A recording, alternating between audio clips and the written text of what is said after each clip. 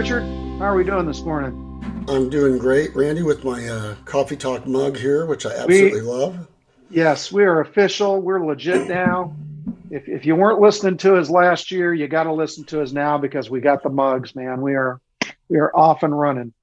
There's only So two. There's only two of those mugs in the world, by the way, Randy. You should probably let people know they're not available for purchase because I know everyone would want to run right out and get them. But yeah, yeah, right. that's right. but Beth, our wonderful support person from Gone Summer, is the one that got us those mugs. So thanks, Beth. And they do keep the coffee warm, so Yes, that's they the most do. important thing. And, Yes, and they you know, do. it's just going to keep the temperatures are just going to keep coming down as we proceed through the fall. So, as we're talking about the fall and getting ready for marching band season, a lot of directors at this point have already been in school. Those that are on balance calendars may have been in school for at least a couple of weeks. Some that are on, some sort of modified calendar are probably already in school. And then, of course, our East Coast friends probably won't start for another couple of weeks, which makes all of us very, very jealous. But Right. regardless, this idea of connecting the dots, we spent some time with our students, assuming we worked on fundamentals and teaching them visual fundamentals, teaching them music fundamentals, and now we're starting to teach the program. And I guess the question in the back of my mind is, okay, so how many directors are thinking about how the fundamental program is something that continues through the course of we've got the drill on the field, we sort of can march and play it at, maybe a tempo that's slower than marked. Now, how do we wrap in all of that into our fundamental process? So I'm going to let you take it from there, Richard. Well, I think a lot of the directors that we know, Randy, are pretty smart at how they do this, and I think it's a matter of, first of all, making sure that you have enough time in your rehearsals for fundamentals. And I'm not just talking about marching fundamentals. Okay, I really believe, and Randy, I think you probably agree with this, that there's marching fundamentals, there's music fundamentals, then there's marching/music fundamentals, Yes. where you have to put it all together. So I would say make sure that you have enough time, especially early season.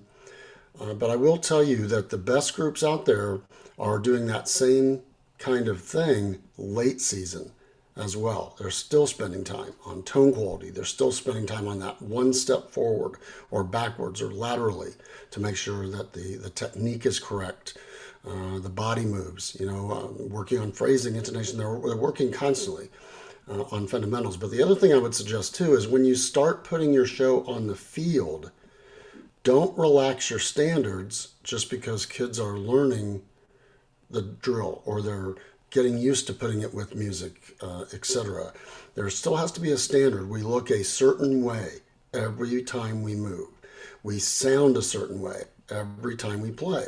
Now, that may not always happen, but we need to remind the students that that's the goal, even early on, so they don't think that there's a difference between fundamental work and actual on the field performance work.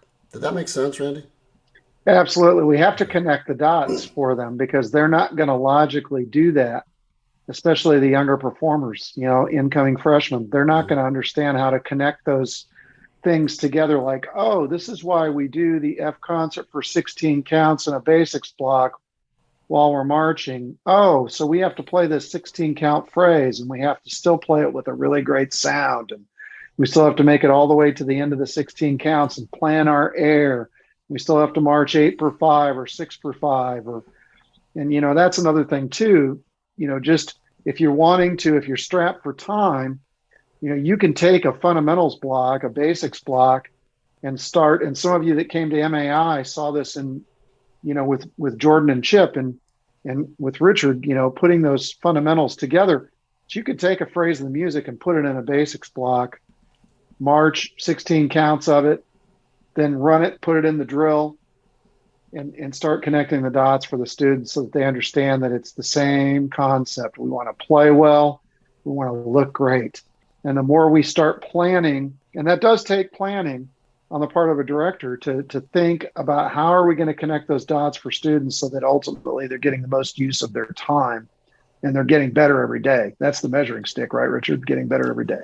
Absolutely. And I think we have to keep track of that. as directors. Where were we yesterday? Are we spinning our wheels now as I look at the band today and listen to them today, or are we actually better? And if we're not, then we kind of have to go back and look at what we're doing, how we're doing it.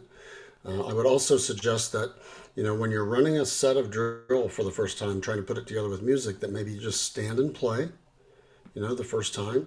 The second time, maybe you just march the drill. They could sing, or something like that. And then you try to put it all together. But I think a lot of times I was guilty of just trying to rush things too quickly. And I just assumed they knew the music, they knew the drill, so let's force it on. And that always got me into trouble. Yeah, and it'd be really cool if um, educators out there that have taught for a while have certain strategies that they use for the music memorization piece. Post them in the Facebook on the Marching Arts Educators Please, page. please. Share those ideas with everybody. The whole spirit of enthusiasm for the Marching Arts Educators Facebook page is so we can share ideas with each other. I know that I asked a question last week, had some responses. Just continue to engage and help each other throughout the season. That's a great resource. It's absolutely free.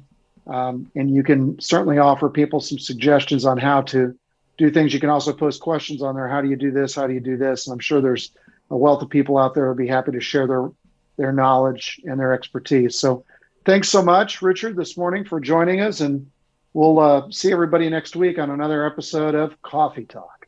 Have a great week, everybody.